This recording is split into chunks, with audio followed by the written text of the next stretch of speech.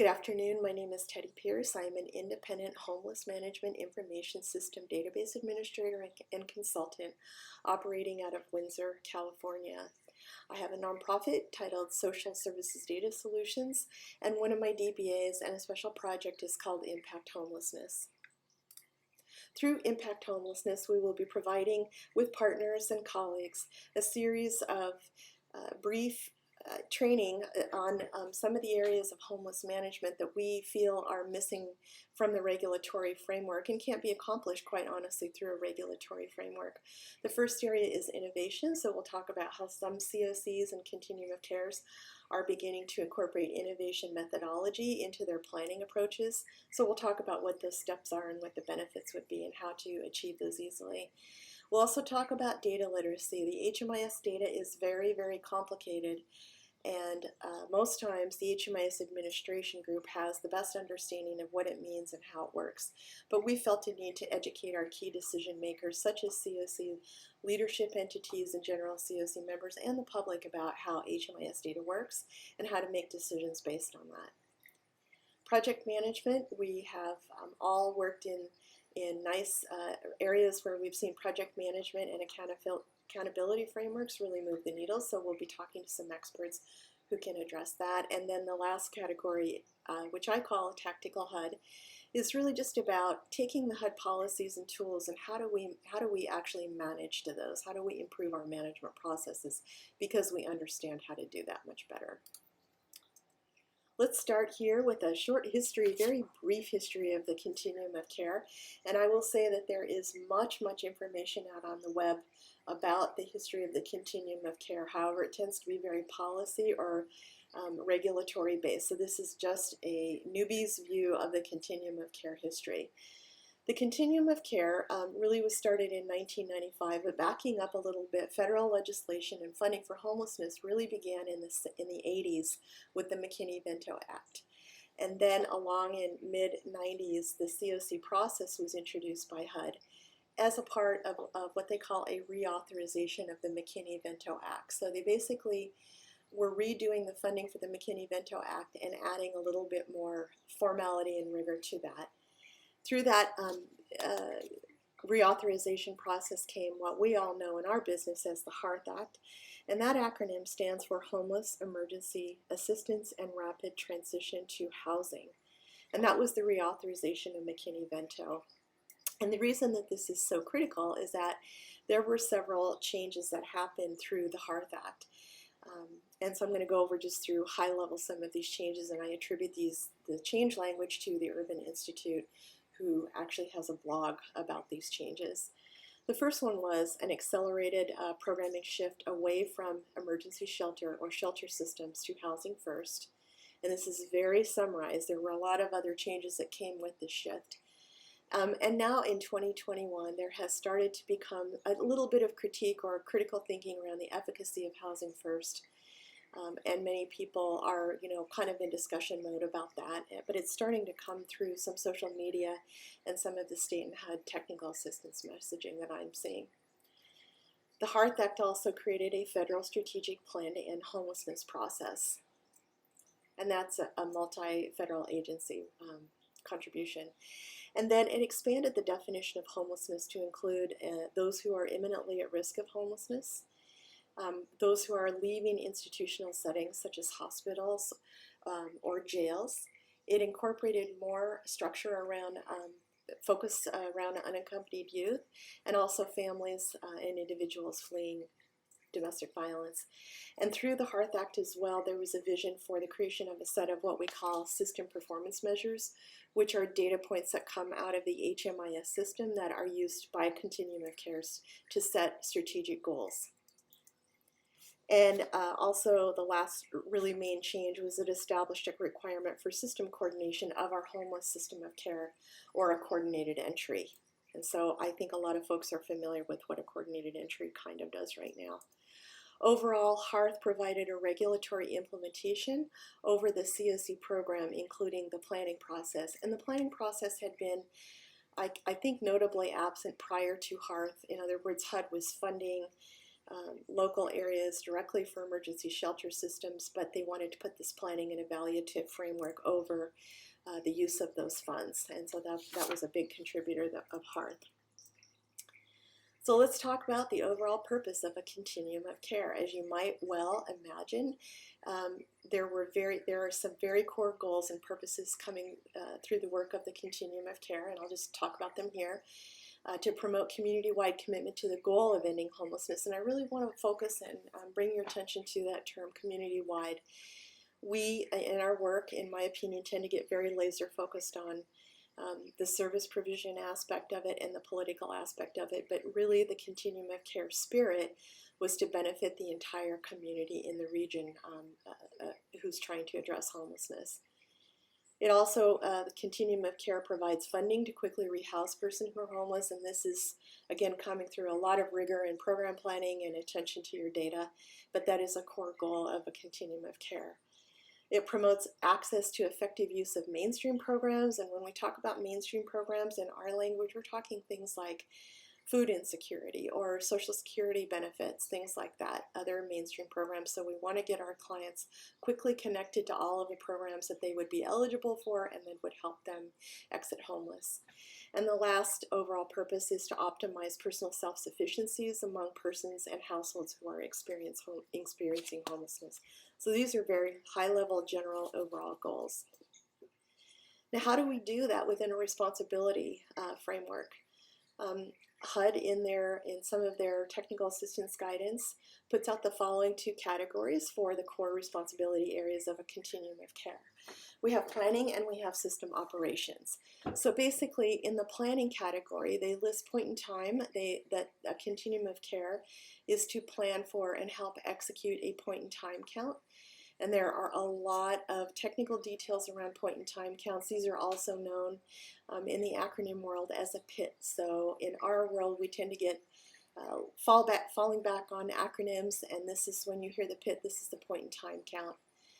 There should be an annual gap analysis of the needs and services in your local community, and annual means every single year. So that is a process that the continuum of care is responsible for.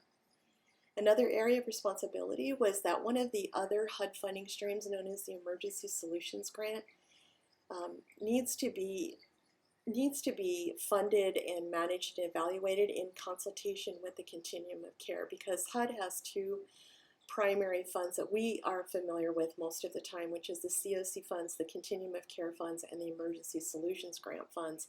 They have different purposes, but because they both come from HUD, HUD expects that there's consultation and collaboration on the use of these funds. And then there is a participation requirement in the consolidated planning process, which happens every 5 years.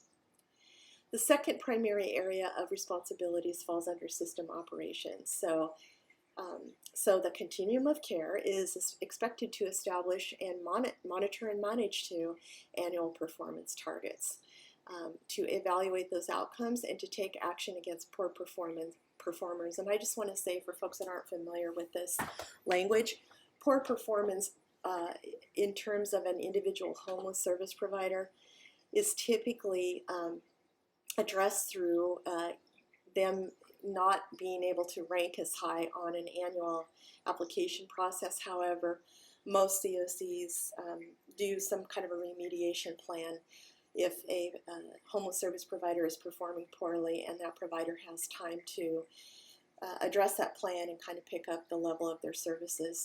So that is actual language that I pulled out of one of the TA materials, poor performers, but it's a very kind of helpful world where we help people just do a better job. The second thing is to, again, I'm going to talk about evaluation, evaluate these ESG and COC project outcomes, and I want to broaden that a little bit to include all of these government funds that are coming in as we speak. So that would include, in our case, the state of California has a number of programming approaches that they've taken with a more creative and a little bit more open approach and less regulatory overlay, but those evaluations are still expected to be done by the continuum of care. The COC is to be responsible for operating and evaluating a coordinated entry system. That's another giant topic that we'll get into in another presentation. and to make sure that there are written standards for providing assistance. And written standards typically come in the service of project types, so emergency shelter written standards, housing first written standards, rapid rehousing written standards. These are all very specific to that type of project because there are different expectations across that. So those are the core continuum of care responsibilities. And I want to talk a little bit now about the organizational structure of a continuum of care, because that's been a big question in many people's minds for ever since I've been in this work, since probably going back to 2008. I'm going to just talk about a few things on this slide and stay on this slide for just a second. A continuum of care really it's a management kind of construct. And so what happens is there is an overall COC membership open to anybody in the public who's interested in solving or ending homelessness in their community. The reason I put collective impact initiative in here is that some of the charters I've seen that run continuum of cares and guide continuum of care work are through a collective impact model, which is a very value-based model with a wide amount of decision-making support and expertise support. So I like the collective impact initiatives, and there are several that are starting to show up that I'll talk about at the end of this presentation. That membership is represented by a governance body, and governance bodies have several names. People can call them, or local COCs can call them anything they really like, but essentially they act on behalf of the entire continuum of care, including the subcommittees. They are the final decision-making authority over everything that goes on in a COC. As I've been doing my research and kind of working with other communities, there are different power focus points within a continuum of care, and all of that needs to be delineated in the charter or the governing agreement, which I'll talk about on another slide. But essentially, if you get right down to it, the governance body is the continuum of care when you get right down to it. The success of the continuum of care is really reliant on how well these information structures are set up so that the flow of information is managed well and the value is taken out of that information flow. The overall process of a continuum of care is truly to protect the integrity of the community, and often in our work we hear that word community used in many different ways. I've heard community used as the COC community or the homeless system of care community. I like to think of it in the collective impact manner as being our entire community, so the county that you live in or your COC region. The COC is really responsible for protecting the integrity of the community overall. And then through that work, because one governance body, which is generally just a few people depending on the COC size, really splits their work into several subcommittees or work groups, and I just want to talk about those a little bit. The three primary committees that a continuum of care usually has in place are that rating and ranking process, which looks at the evaluation and the success efforts of individual programs for a process that we commonly call the NOFA. The NOFA is a Notice of Funding Availability, and that typically, up through to a few years ago, meant the Continuum of Care specific funding stream coming from HUD. It's a rigorous process, and so we all would talk about when was the NOFA going to be released and when, how much work and how much resource it took to complete the NOFA. But I will say at this point, we're talking about any notice of funding availability.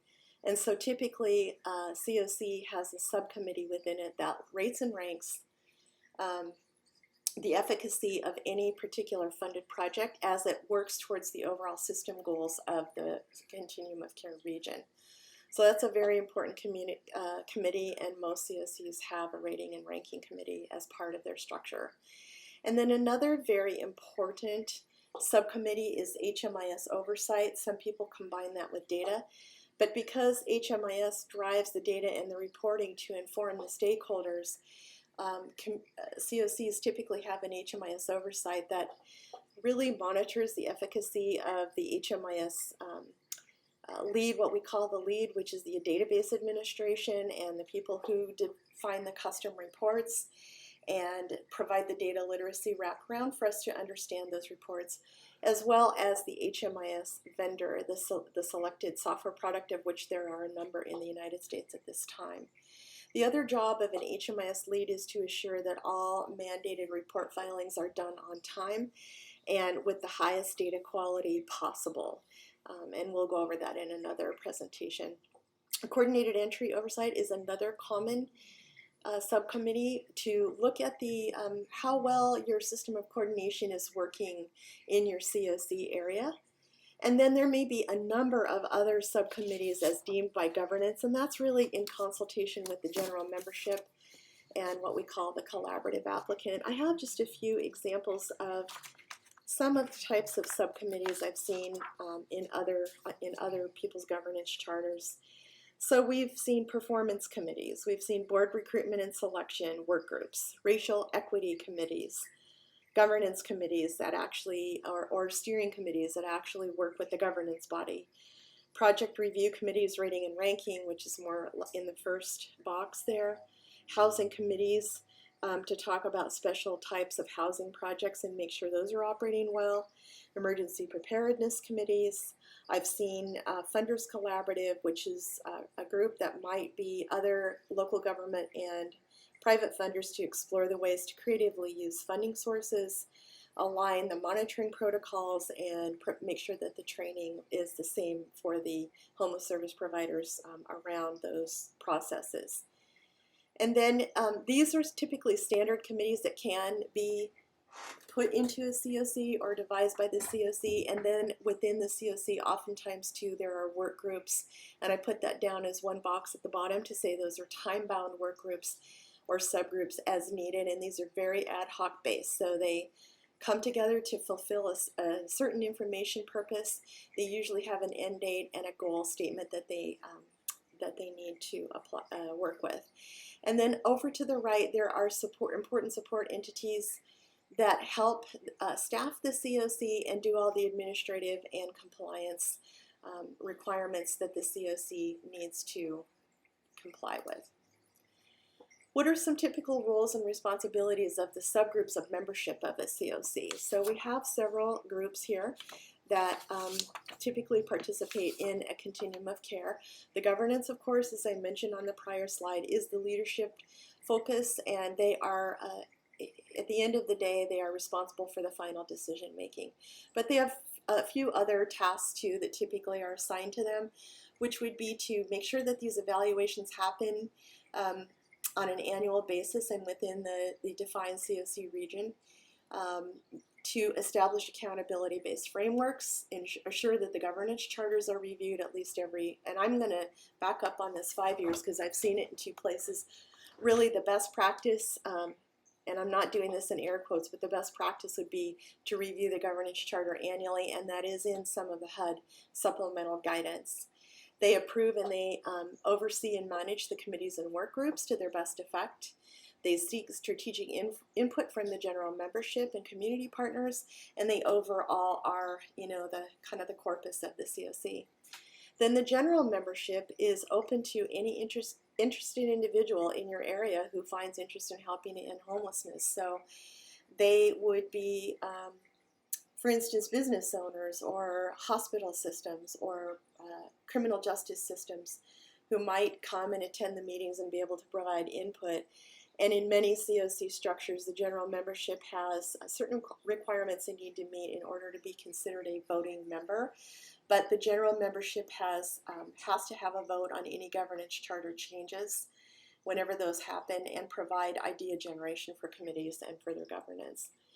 Then committees underneath that helps divide and kind of allocate the work of the COC into more manageable processes around areas of special concern. And really this is deemed by just having a good communication channel with the general membership to the governance body and letting them know what you think is important. It's driven on a lot of different factors. It might be your HMIS data that you look at for management.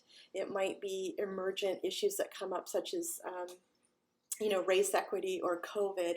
So committees though are generally a little bit more standard and operate continually in the continuum of care structure, and then work groups, again, are very time-bound, task-specific, and they have the goal to accomplish some short-term objectives and make recommendations back to the COC. Both the work group level and the committee level and the general membership level are recommendation-based influences on the governance. It is up to the governance to establish those structures to have that good bidirectional communication so that we get the best planning and results possible with the resources in our area. Okay. Standing committees, again, rating and ranking, HMIS oversight, these are not in the HUD guidance. These are just generally what you would see in a COC. And then subcommittees, I kind of just read off, can be across the board. So just some suggestions there, or things I've seen in various people's charters. So what is a charter and what is a memorandum of understanding? So the charter really is the key legal document that governs all the functions of the continuum of care. And it includes the responsibilities really assigned to the COC board or leadership group, and what we call the lead agency, the collaborative applicant and the HMIS lead, and I'm going to talk about those on the next slide. They should be revisited annually, and they generally establish membership and board requirements, roles, responsibilities, processes, and procedures. So that's what might be contained in a charter, and every continuum of care is required to have a charter if they are a recognized continuum of care by Housing and Urban Development. And then another tool that I've seen that I really like are memorandums of understanding, or MOUs. And those are documents that get a little bit more explicit about how parties collaboratively work together. And that might be from the continuum of care to their support roles, the collaborative applicant or the lead applicant. Those are very kind of like, you'll do this and I'll do this, and this is how, by this time. They're very explicit instructions and understandings that kind of embellish the work of the charter or the structure of the charter. Every COC has to have a charter, but many COCs are also relying on memorandums of understanding to clarify any things that might be questionable. So those are like the two kind of key tools that support the governance of the COC. And now that I'm going to talk about minimal requirements for a charter, charters are completely at the will of the local continuum of care. They are typically reviewed by somebody's legal counsel or legal side. A continuum of care can seek HUD assistance to help finish and finalize their charter. But there are some just simple, and well, not simple, but few minimal requirements, which is that they need to contain the policy and procedures that outline all the COC responsibilities. They need to have a code of conduct for board members, and this typically means, no conflicted board members may be in on funding recommendations or decisions, and a recusal process for removing governing board members. So those are the three core requirements according to the HUD information. And then the charter oversight, again, I said here that it must be reviewed, and it doesn't need to be updated. That's a little bit of a misnomer, but the charter must be reviewed annually. And for new COCs, it's probably a good idea to get that on the calendar, and then, this is a good time when you're new to make adjustments kind of as you're growing and learning how to work together. And then you make those declarations in the annual COC funds application about what the work is that you've done on the charter. And then the other part of the charter is they must be developed in consultation with what we call the collaborative applicant, which I'm going to talk about next. So those are just some minimal requirements, but if you do a Google search for Continuum of Care Charter or Continuum of Care Governance, there are many, many examples out on the web that you can read through to get ideas of how people build and create charters in their own local area. Very interesting to take reads through the differences in how people choose to govern. So what are the key support roles and relationships through the COC? There are some, just a few here that happen internally to the COC region, and those are the collaborative applicant, the COC lead, which is not really the best descriptor, and an HMIS lead. And then I'll talk about technical assistance in just a second. A collaborative applicant has some core duties which really revolve around the preparation of the annual Continuum of Care NOVA. The COC lead, again, as I mentioned, is not a term favored by HUD, but it's a task set where an entity provides administrative support, staffing, and preparation for meetings. They create and distribute communications based on a COC communication policy, and they can, and most frequently, are the same entity as the collaborative applicant, but they can be separate, and there are a number of continuums in the nation that separate these duties out.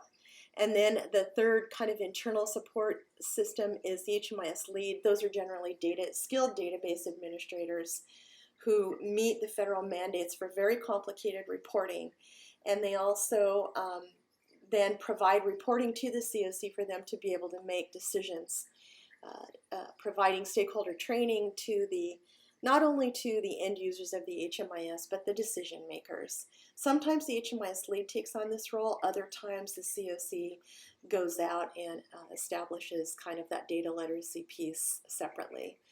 They manage the provider participation agreements, which means the number of nonprofits that are putting data into the HMIS, and they continually monitor for high quality data sets, meaning that there's not a lot of missing data. And they report to the COC board at the COC board's request. What I'll say about the collaborative applicant and what I'm calling the COC lead is that COC lead is kind of an antiquated term, and HUD is kind of moving away from the use of that term. But the point being that it's still embedded in many COC's charter, that actual terminology, and it can be a separate entity, and so there are several combinations of how this internal support can happen across the COC. The technical assistance piece really comes from private firms contracted by HUD or a state, and they provide service support to COCs where they might need some extra information. So they can help guide you on setting up a governance structure. They can help improve your local HMIS administration, and they can help you with coordinated entry and compliance. These are just but a few examples. There are many, many examples of how a TA provider can help you, and they don't need to necessarily be contracted by HUD. I know the state of California also has a layer of technical assistance that they offer to Continuum of Cares to help improve their programmatic processes. So these are the kind of key support roles and relationships. And when we did this presentation the other night and got into a discussion, one of the attendees asked if we could talk about the different setups and scenarios that I've seen personally about how to structure COCs. And the one core message that I'll leave you with on this slide is that the structure, the governance structure, the committee structure, the communication structure, the management structure, all of this is completely left up to the ability of the local level within those very few guidelines that were on the previous slide. So I just provided a few examples. And scenario number one would be that the collaborative applicant, the COC and HMIS leads are all administered within or by the same entity. So that happens in some COCs. Scenario two is that the collaborative applicant and the COC lead are in the same, might be in different business units of the same entity. So for instance, a county government might have economic development run the COC lead piece and the collaborative applicant coming through housing and community development, just as an example. And then the HMIS lead could be in a different business unit of the same entity as well. Or there are firms across the United States that do private HMIS administration. And that's a consideration that can be thought through as well. And then scenario three is collaborative applicant is managed by one entity.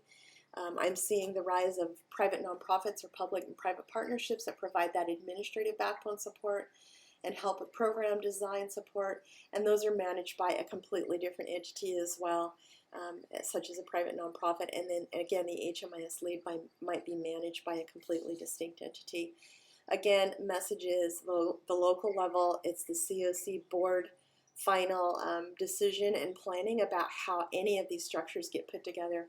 And these are just three of the examples I know of, but like the HUD technical assistance staff are very savvy on these different designs throughout the United States and what they've seen work well and what might not have worked out so well. So don't take this slide as final evidence for every structure. These are just samples that I'm familiar with, and and knew that I could speak to reasonably well.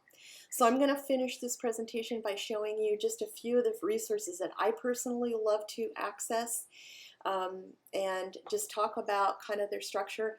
Again, if you Google end homelessness, homeless policy, how do we end homelessness, just basic keywords like that, you're going to come up with like literally hundreds of different organizations that are dedicated on many different levels and coming in from many different approaches to the ending of homelessness. In fact, the information has become so vast now that it is really hard, I think, for a lay person to nail down just like one good source. But I do like the Urban Institute because they do a lot of great kind of policy evaluations of how different levels of programs are working, or how to interpret what HUD might do through the regulatory framework. National Alliance to End Homelessness is another great one. They have a great, very informed staff who are high-level advocates. National Coalition for the Homeless is one. HUD Exchange is an area that you can go to get like all of the kind of public records data, such as like the reporting for a local COC, or the program design as HUD is funding it for a local COC. And then the United States Interagency Council on Homelessness is another source that I like to review. That is a compilation of federal agencies that are dedicated to ending homelessness, and they provide toolkits and planning to do just that. So again, these are just but a few. There are many, many sources that one could access to go deeper, depending kind of on your, I guess a lot of times on your political persuasion, or how you feel about certain approaches to homelessness. You know, you might see some support for certain things on certain sites that are counteracted by different sites. Messages, there's a lot of resources out there, and they're just yours for the taking. So that ends this series of slides, and feel free to email me with any commentary that you might have.